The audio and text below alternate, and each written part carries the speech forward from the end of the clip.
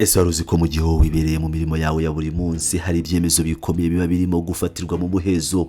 Ibyemezo bishobora guhindura ubuzima bwawe n'ubw'abana bawe mu myaka iri imbere. Tekereza umwe mu baherwe ba mbere ku isi, Bill Gates, asize ibibuga by'indege by'i Burayi na Amerika akaza kwicara mu mpera z'akarere ka Rwamagana. N'irihe banga rikomeye ryihishe inyuma y'uruzinduko rutangaje rwabaye mu ijoro ryo kwa 20 Nyakanga 2026?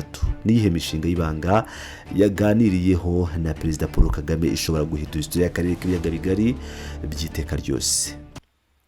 Iyo umuherwe nka Bill Gates washinze uruganda rwa Microsoft akaba n'umuyobozi w'inama y'ubutegetsi ya Gates Foundation afashe indege ye bwite private jet yakerekeza mu gihugu cyo mu mutima wa Afrika, abasesenguzi b'ibya politike n'ubukungu bahita batangira kwibaza, ntabwo ari uruzinduko rw'aba mukerarugendo basanzwe, n'uruzinduko rw'akazi, uruzinduko rwa tekinike, n'uruzinduko ruzanye impinduka zikomeye mu rwego rw'ubuvuzi n'ikoranabuhanga.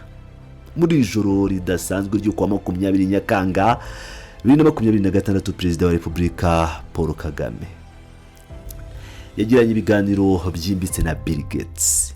Nyuma, nk'uko amakuru yatangajwe na Village Urugwiro bivuga, ibiganiro ntabwo byari byo gusangira icyayi gusa, byari ibiganiro bishingiye ku nkingi nini eshatu: guteza imbere ubuzima ku rwego rwo hejuru, impinduka mu buhinzi bugezweho, ndetse n'ingingo ikomeye isigaye itigisa isi muri iki gihe: ubwenge buhangano cyangwa artificial intelligence AI, hamwe n'ibikorwa remezo bijyanye n'ikoranabuhanga. Ubufatanye bwa Gates Foundation n'u Rwanda burimo kurenga ku gutanga inkunga isanzwe, ahubwo burimo guhinduka ubufatanye bwo kubaka icyitegererezo cy'uko igihugu cya Afrika gishobora kwigira kikaba igicumbi cy'ikoranabuhanga. Ariko se mbere yuko yinjira mu byumba bikonje bya Village Urugwiro ngo aganire ku by'ahazaza hazira amakemwa, Bill Gates yabanje gukora iki? Yabanje gusubira mu mateka yasuye urwibutso rwa Jenoside yakorewe Abatutsi rwa Kigali ku Gisozi, ahantu haruhukiye imibiri y'inzirakarengane z'Abatutsi zirenga 250 zazize Jenoside yakorewe Abatutsi mu 1994. Kuri we gusobanurirwa aya mateka si ukwiga amateka gusa, ahubwo ni ukumva neza ubusobanuro bw'aho u Rwanda rwavuye n'aho rugeze. Mu gitabo cy'abashyitsi, amagambo yari yuzuye amarangamutima n'ukuri kwimbitse. Yanditse ati: birashimishije uburyo u Rwanda rwiyubatse nyuma y'amahano ya Jenoside, ubu rukaba ruri kubaka igihugu gikomeye. Uru rwibutso ni ingenzi kugira ngo abazize Jenoside bazahore bibukwa. Kuri we, igihugu cyatakaje abantu barenga 1 miliyoni, uyu munsi kikaba ari cyo gicumbi cy'ubwenge buhangano AI n'ishoramari rikomeye, n'igitangaza gisaba kubyigiraho. Reka tuve mu biro mu murwa mukuru Kigali twerekeze mu karere ka Rwamagana mu ntara y'Iburasirazuba. N'urugendo bwite rwa Bill Gates rwatunguye abantu benshi. Ababibonye bemeza ko uyu mugabo ukize cyane ku isi yagaragaje ukwiyoroshya kudasanzwe, ntiyitaye ku cyubahiro n'umutekano ukabije usanzwe uhabwa abakuru b'ibihugu cyangwa abaherwe. Yagendaga asangira n'abantu batandukanye, yewe ngo bahuriye no muri hoteli imwe y'i Rwamagana. Ariko icyamuzanye rwose ntabwo byari ukuruhuka, ahubwo yari uruganda rwa TKMD. Uruganda rwa TKMD rwatashywe tariki ya 1 Mata 2025 ruri mu cyanya cy'inganda cya Mwurire. N'uruganda rukora inshinge z'ubuvuzi. Kuki rero uruganda rufite ishingiro rikomeye cyane mu karere k'ibiyaga bigari no muri Afrika yose? Reka nkubwire impamvu. Uruganda rufite ubushobozi bwo gukora inshinge ziri hagati y'ibihumbi 600 na miliyoni 1 yose buri munsi. Tekereza nawe inshinge miliyoni ku munsi. Iki giteye amatsiko kandi kinashimishije ku iterambere ry'umuryango nyarwanda nuko uruganda rwatangiranye abakozi 110, ariko 80% by'abakozi ni igitsina gore. Ibivuze ko atari ugukora ibikoresho byo kwa muganga gusa, ahubwo ni ukongerera ubushobozi umugore w'umunyarwandakazi ubi Rwamagana akabasha gutunga umuryango we. Reka dusesengure ibi mu rwego rwa Geopolitical cyangwa politike y'akarere k'ibiyaga bigari.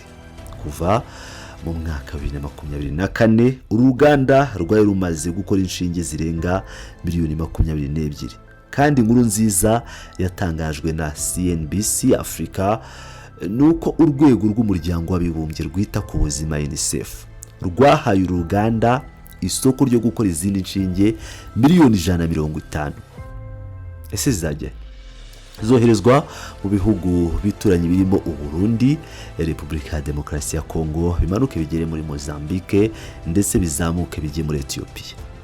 Wibaza impamvu ibi ari by'agaciro? Bill Gates ubwe yatanze igisubizo, yibukije iri somo rikomeye twigiye ku cyorezo cya COVID-19.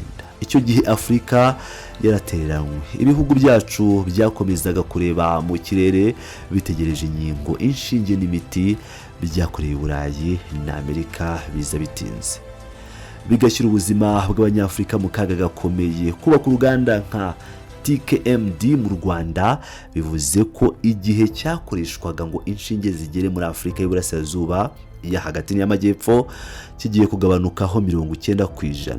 Ubu Afrika igiye kujya yikorera ibyayo. Mbere yuko agera mu Rwanda, Bill Gates yari yavuze ikintu gikomeye cyane. Yagize ati ikinshimisha ntabwo ari igikorwa kimwe cyihariye, ahubwo n'uburyo ishoramari ry'igihe kirekire igihugu cyakoze mu baturage, mu nzego zikomeye no mu kugeza serivisi ku baturage ririmo gutanga impinduka zigaragara. Imibare ntibeshya. Guhera mu mwaka wa 2000 igihugu cy'u Rwanda cyagabanyije impfu z'abana batarageza ku myaka 5 ku kigero cya 80%, mu gihe impfu z'abagore bapfaga babyara cyangwa batwite zo zagabanutseho 85%. Isi imibare gusa yo kubara. Aya ni amagara y'abantu barokowe binyuze muri politike zihamye. Ibi byagezweho binyuze mu kubaka inzego nk'ikigo cy'igihugu cy'ubuzima RBC, ariko cyane cyane kubera uruhare rw'abajyanama b'ubuzima. Abajyanama b'ubuzima nibo Bill Gates yashakaga kwibonera amaso ku yandi mu kigo nderabuzima cya Mwurire. Yashakaga kureba uko umuturage avurirwa hafi yiwe, uko abagore batwite bakurikiranwa mu midugudu yabo, n'uburyo indwara zitahurwa zikiri mu mizi mbere yuko umurwayi aremba ngo yoherezwe mu bitaro bikomeye. Ngaho reka turebe mu bihe biri imbere. Uruzinduko rwa Bill Gates ruranezeza ku ikoranabuhanga rihanitse ry'ubwenge buhangano AI mu buvuzi. U Rwanda rwatangije ikigo cy'igihugu gishinzwe amakuru n'ubusesenguzi mu buzima, National Health Intelligence Center. Ikigo ni ubwonko bushya bw'urwego rw'ubuzima, gihuza amakuru y'abarwayi, imiti hari, ibikoresho biboneka, ubwishingizi n'irangamimerere. Ibi bituma abayobozi bafata ibyemezo bitari ibyo gukeka ahubwo bishingiye ku mibare nyayo kandi byihuse. Hanyuma se wari uzi ko gahunda yitwa Horizon 1000 waruyizi? Gates Foundation igiye gushyigikira iyi gahunda y'akarusho igamije kugeza ibikoresho by'ubuvuzi bikoresha ubwenge buhangano AI mu bigo by'ubuvuzi by'ibanze bigera ku 1000, kandi ibi bizakorwa bitarenze mwaka wa 2028. Ibi ni ukuzana ikoranabuhanga rya mbere ku isi rikajyanwa kuvura umuturage wo hasi cyane mu byaro by'u Rwanda. Mu gusoza uruzinduko, Bill Gates yatanze inkuru nziza kuri Afrika yose. Umuryango we wa Gates Foundation wiyemeje gushora akayabo ka miliyari 200 z'amadolari y'Amerika, $200 billion mu myaka 20 iri imbere, kandi igice kinini cy'aya mafaranga kizakoreshwa mu bikorwa bizamura Afrika. Ariko yasoje avuga ijambo rikomeye ati nubwo inkunga y'abafatanyabikorwa izakomeza kubaho, iterambere rirambye rya Afrika rizashingira gusa ku buyobozi bwiza, inzego zikomeye ndetse n'ibisubizo byateguwe n'abanyafrika ubwabo. Kuba u Rwanda ruhitamo nk'igicumbi cy'ibi bisubizo biratwereka neza ishusho y'icyerekezo turimo twe njye nawe ndetse n'akarere kose k'ibiyaga bigari. Igihugu cyubahiriza ibyo kiyemeje kikaba gishobora guha icyizere ishoramari rikomeye gutya, kidusigiye isomo ryo gukomeza gukora cyane.